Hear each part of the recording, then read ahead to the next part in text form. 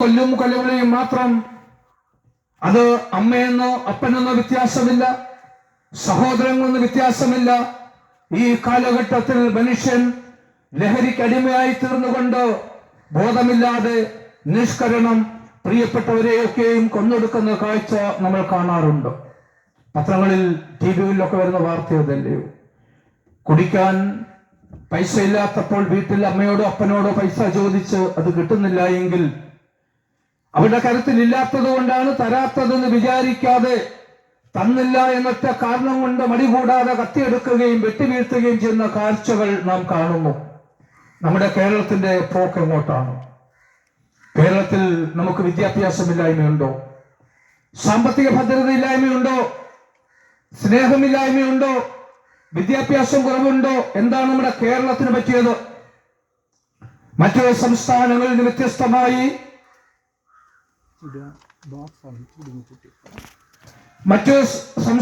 വ്യത്യസ്തമായി കേരളത്തെക്കുറിച്ച് വിദേശികൾ പോലും പറയുന്ന ഒരു പ്രസ്താവനയുണ്ട്: ദൈവത്തിന്റെ സ്വന്തം നാട്.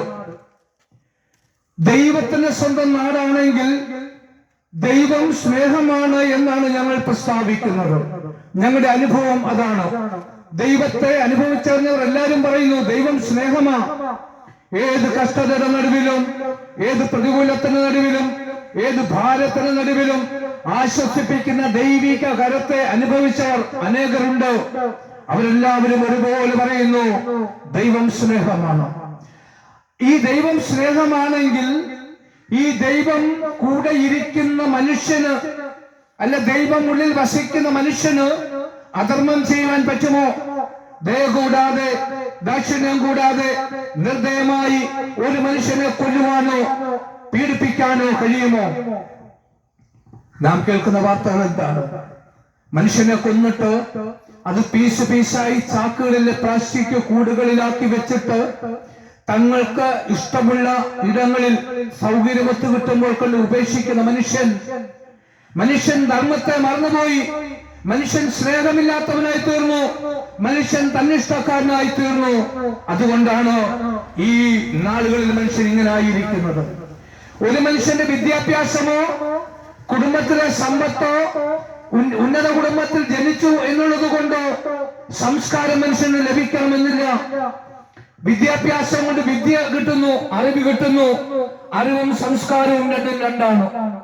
ആ ഒരു തിരിവ് നമ്മുടെ കേരളത്തിൽ അനേകർക്ക് ലഭിക്കാതിരിക്കുന്നത് കൊണ്ട് ഈ നാളുകളിൽ സ്വവർഗ സ്നേഹികളായിട്ട് സ്വന്തത്തെ മാത്രം സ്നേഹിച്ച്, സ്വയത്തെ മാത്രം സ്നേഹിച്ച് മനുഷ്യൻ ഹീനകൃത്യങ്ങൾ ചെയ്യുമ്പോൾ മുമ്പിലുള്ളത് ഈ ദിവസം നാം കാണുന്ന വാർത്തകൾ, മുമ്പിലുള്ള എത്രയോ വേദനിപ്പിക്കുന്ന വാർത്തകളാ.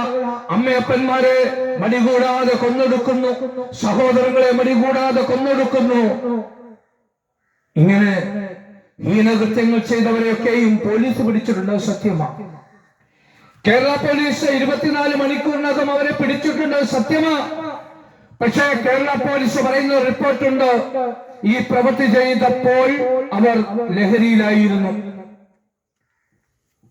അങ്ങനെയാണ് റിപ്പോർട്ട്. ഈ പ്രവൃത്തി ചെയ്തപ്പോൾ അവർ ലഹരിയിലായിരുന്നു. അഥവാ ലഹരി ഇല്ലായിരുന്നെങ്കിൽ ഇവർ ചെയ്യില്ലായിരുന്നു. സത്യമാണ്. ലഹരി ഇല്ലെങ്കിൽ മനുഷ്യന് സുബോധമുണ്ട്.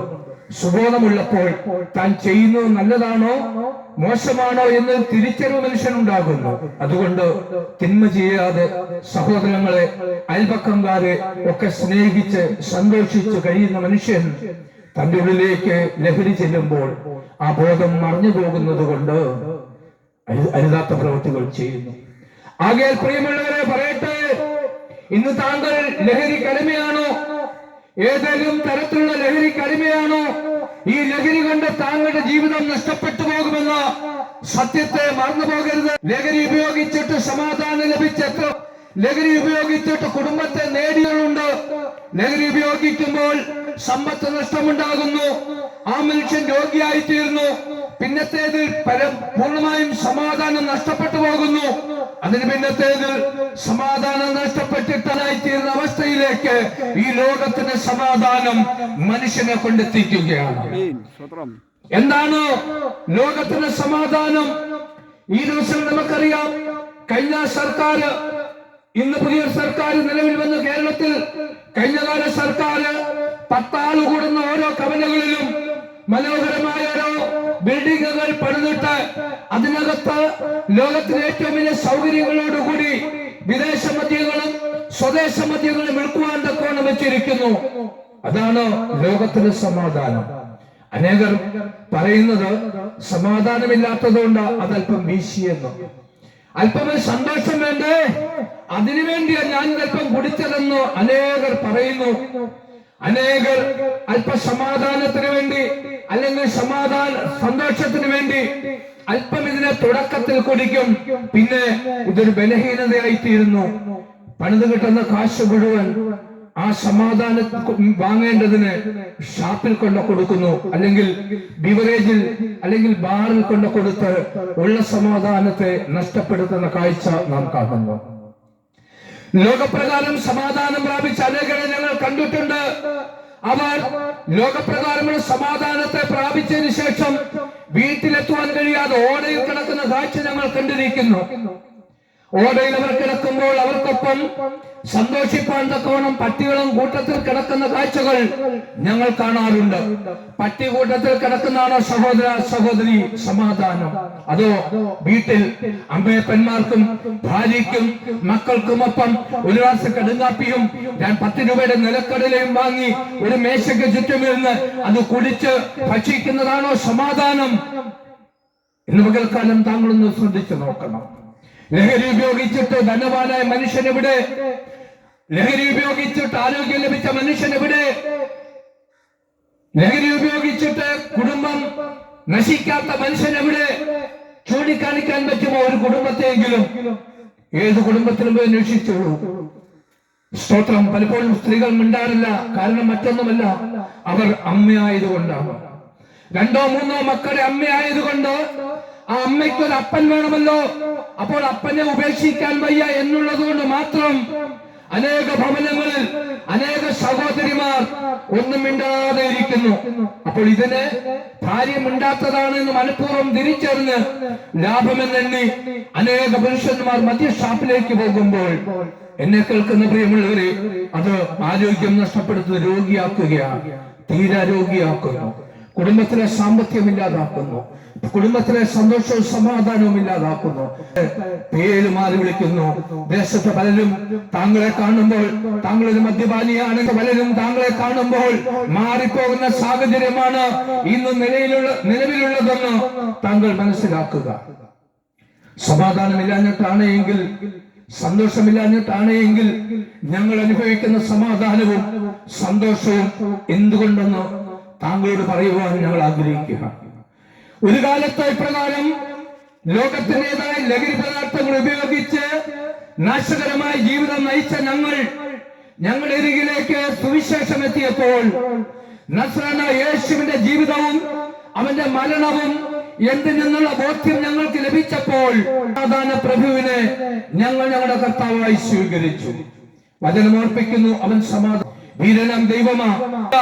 നമുക്ക് സാധ്യമല്ലാതിരിക്കുന്നത് സാധിച്ചു തരുവാൻ തക്കവണ്ണം കഴിവുള്ളവനും മനസ്സുള്ളവനുമാണ് യേശു എന്ന് ബൈബിൾ ഓർപ്പിക്കുമ്പോൾ ആ യേശുവിനെ ഞങ്ങൾ ഞങ്ങളുടെ സ്വന്തം രക്ഷിതാവായി സ്വീകരിച്ചു.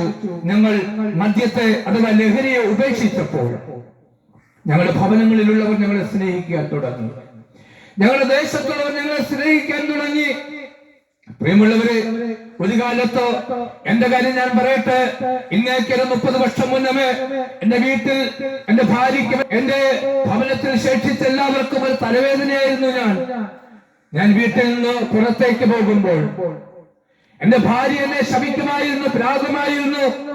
ഇങ്ങനെ ദൈവമേ, എത്ര വാഹനമാണ് വഴിയെ പോകുന്നത്, എത്രയോ പേർ വാഹനമെടുത്തു കൊല്ലപ്പെട്ടു പോകുന്നു. ഈ മനുഷ്യൻ പോകുമ്പോൾ ഏതെങ്കിലും ഒരു വാഹനം ഈ മനുഷ്യനെ തട്ടുകയാണെങ്കിൽ ഞാൻ അങ്ങക്ക് നേർച്ച നേർന്നുകൊള്ളാമെന്ന് എനിക്ക് വേണ്ടി പ്രാഗിയ എന്റെ ഭാര്യയുണ്ട് കേട്ടോ. അത് ഞാൻ പോകുന്ന വഴി ഏതെങ്കിലും ഒരു വാഹനം വഴിയിൽ എന്നെ ഇടിച്ചു കൊല്ലുകയാണെങ്കിൽ അതിന്റെ സന്തോഷത്തിൽ ദൈവത്തിന് നേർച്ച നേർന്നുകൊള്ളാമെന്ന് ദൈവത്തിന് മുമ്പാകെ ഉടമ്പടി ചെയ്തൊരു ഭാര്യ എനിക്കുണ്ടായിരുന്നു.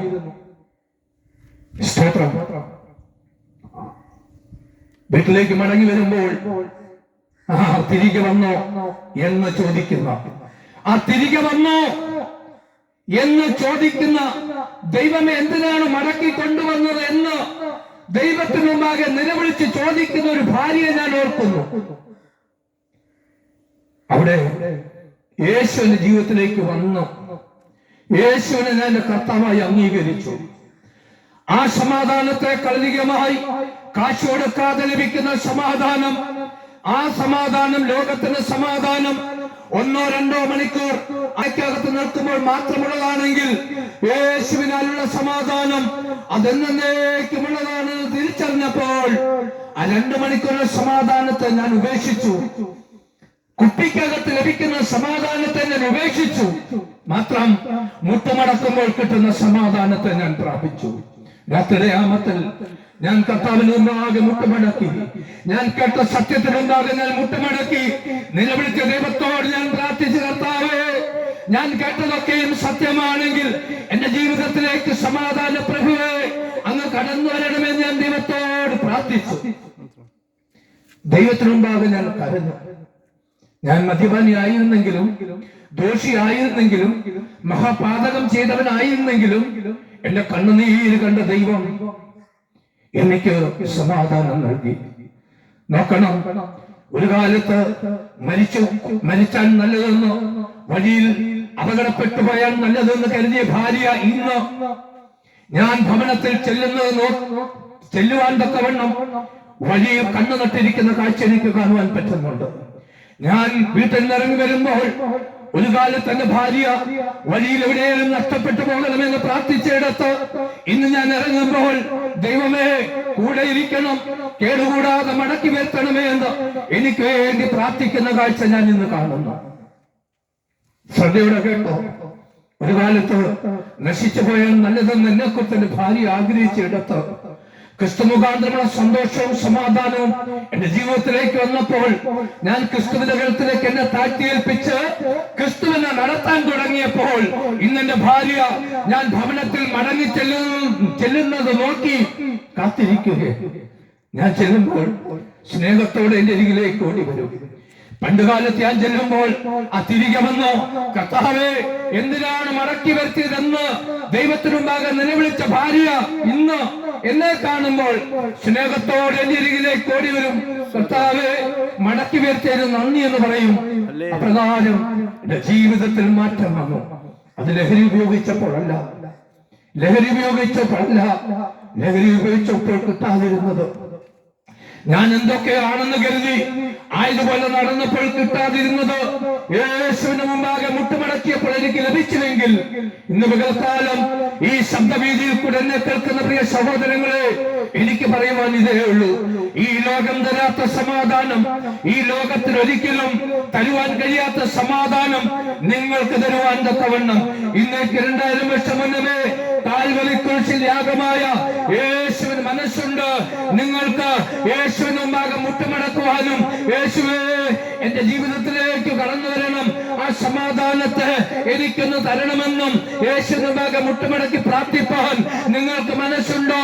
മനസ്സുണ്ടെങ്കിൽ നിങ്ങൾ പ്രാർത്ഥിക്കുന്ന ആ സമയം മുതൽ നിങ്ങളുടെ ജീവിതത്തിൽ ദൈവത്തിന്റെ പ്രവൃത്തി അത് വെളിപ്പെടും. അതിന് ഞാൻ ഗ്യാരണ്ടിയാണ്, ഞാൻ സാക്ഷിയാണ്. എന്റെ ജീവിതത്തിൽ ദൈവം ചെയ്ത പ്രവൃത്തി എന്ന് പകൽക്കാലം ഞാൻ ഓർക്കുന്നു. എല്ലാം വിവരിപ്പാൻ നേരമില്ല, എങ്കിലും പറയട്ടെ, പൊന്നു കൊടുത്തിട്ടല്ല, പകൽ മുഴുവൻ പണിത പൈസ കൊടുത്തിട്ടല്ല, ആരും കടം തന്നിട്ടല്ല, ആരോടും കടം മേടിച്ചിട്ടല്ല, ഞാൻ രാത്രിയുടെ യാമത്തിൽ പായിട്ടിട്ട പായുടെ മുമ്പിൽ ദൈവത്തിന് മുമ്പാകെ മുട്ടുമടക്കി. അപ്പോൾ ഇനി യേശു എനിക്ക് തന്ന സന്തോഷം, യേശു എനിക്ക് തന്ന സമാധാനം, അത് വിവരിപ്പാൻ എനിക്ക് വാക്കുകൾ പോരാ, അത് വിവരിപ്പാൻ എനിക്ക് ജീവിതവും പോരെന്ന് ഇന്ന് പകൽക്കാലം ഞാൻ എങ്ങനെ പറഞ്ഞ് വിശ്വസിപ്പിക്കും? അതാണ് എനിക്കറിയാൻ വയ്യാത്തത്.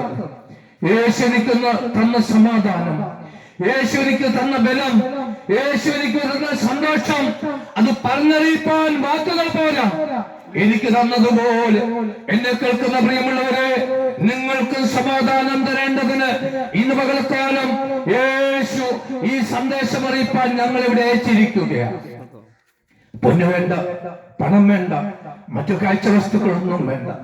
പൂർണ്ണ ഹൃദയത്തോടെ യേശുവേ എന്റെ ജീവിതത്തിലേക്ക് ഒന്ന് വരണം, ഈ കണ്ണുനീരൊന്ന് തുടയ്ക്കണം, എനിക്ക് സമാധാനം വേണം, എനിക്കും എന്റെ കുടുംബത്തിനും സമാധാനം വേണം എന്ന് യേശുവിന്റെ മുമ്പാകെ കരയുവാൻ പറ്റുന്നെങ്കിൽ നിശ്ചയം നിങ്ങളെ ആശ്വസിപ്പിക്കുന്ന യേശു ഇന്ന് പകൽക്കാലം താങ്കളുടെ അരികിൽ നിൽപ്പുണ്ട്. വചനം ഇങ്ങനെ ഓർപ്പിക്കുന്നു, മുട്ടുവിൻ യേശു നിങ്ങളുടെ ഹൃദയവാതിക്കൽ മുട്ടുന്നു, തുറന്നാൽ അവൻ ഇന്ന് നിങ്ങളോടൊപ്പം അത്താഴമാണ്. യേശു നിങ്ങളുടെ ഹൃദയവാതിക്കൽ മുട്ടുകയാ. ഇന്ന് പകൽക്കാലം തുറക്കുവാൻ മനസ്സുണ്ടോ? യേശുവിന്റെ മക പൊന്നോ പണമോ മറ്റു കാഴ്ച വസ്തുക്കൾ ഒന്നും വെക്കണ്ട, ഹൃദയം പകർന്നാൽ മതി. ആശ്വസിപ്പിക്കുന്നവൻ അവിടുണ്ട്. നിങ്ങൾ ഏതുകൊണ്ടാണ് ഭാരപ്പെടുന്നത്? ഏതാണ് നിങ്ങളുടെ വിഷയം? രോഗമാണോ? കടഭാരമാണോ? തലമുറകളില്ലാത്തതാണോ? ഭവനമാണോ? ഏതാണ് നിങ്ങൾക്ക് ഭാരം? യേശു പറയുന്നു, അതെന്റെ അരികിൽ കൊണ്ടുപോ, ഞാൻ സാധിച്ചു തരാമെന്ന് മാറ്റമില്ലാത്ത വാഗ്ദത്തം ഇന്ന് പകൽക്കാലം യേശു കൈമാറുന്നു. സ്തോത്രം. ഇന്നേക്ക് 2000 വർഷം മുന്നമേ യേശു ഇപ്രകാരം നമുക്കെല്ലാവർക്കും സമാധാനം കിട്ടേണ്ടതിന് കാൽവരി ക്രൂശിൽ യാഗമായി തീർന്നു. എന്നാൽ പ്രിയമുള്ളവരെ, ഒരു സത്യം കൂടി അറിയണം. അത് പറഞ്ഞ് എന്റെ വാക്കുകൾ അവസാനിപ്പിക്കട്ടെ. ഇന്നേക്ക് 2000 വർഷം മുന്നമേ കാൽവരി ക്രൂശിൽ നമ്മുടെ എല്ലാവരുടെയും പാപത്തിന് പരിഹാരം വരുവാൻ മരിച്ച് അടക്കപ്പെട്ട ഉയർത്തെഴുന്നേറ്റ യേശു വീണ്ടും വരുമെന്ന് അരുളി ചെയ്തിരിക്കുന്നു. താൻ എന്തിനാ വരുന്നതെന്ന് അറിയുമോ? നേരത്തെ വന്നത് പാപികളായ മനുഷ്യർക്ക് വേണ്ടിയാണ്. ഇനി വരുന്നത് തന്റെ മരണത്തിൽ വിശ്വസിച്ച്, തന്നിൽ വിശ്വസിച്ച്, തനിക്ക് ജീവിതം സമർപ്പിച്ച്, തന്നെ കാത്തിരിക്കുന്ന, തന്റെ പ്രമാണത്തെ അനുസരിക്കുന്ന തന്റെ മക്കളെ ചേർക്കുവാൻ കോണമാണ് യേശു വരുന്നത്. തന്റെ മക്കൾ ഈ ഭൂമിയിൽ ഇന്നേക്ക് 1000 വർഷം മുന്നമേ മരിച്ച് മണ്ണോട് മണ്ണായി തീർന്നവരുമായിക്കോട്ടെ, യേശു മധ്യാകാശത്തിൽ വരുമ്പോൾ, കാഹളം മുഴക്കുമ്പോൾ അവർക്ക് പുതിയ ശരീരമുണ്ടാകുമെന്നും അവർ മധ്യാകാശത്തിൽ യേശുവിനോ എതിരേൽപ്പാൻ എടുക്കപ്പെടുമെന്നും വചനം പഠിപ്പിക്കുകയാണ്. ഞങ്ങളെ കേൾക്കുന്ന പ്രിയമുള്ളവരെ, ആ നാളിൽ, അതെ, യേശു മധ്യാകാശത്തിൽ വരുമ്പോൾ, തന്റെ മക്കളെ വിളിക്കുമ്പോൾ, വിശുദ്ധന്മാർ എടുക്കപ്പെടുന്ന ആ പകൽക്കാലം താങ്കൾക്കും വേണോ യേശുവിനോട് കൂടെയുള്ള വാസം? അങ്ങനെയെങ്കിൽ ഇന്ന് പകൽക്കാലം യേശുവിനായി സമർപ്പിക്കാം. ഇന്നത്രേ രക്ഷയുടെ ദിവസം, ഇന്നത്രേ രക്ഷയുടെ ദിവസം. സ്തോത്രം.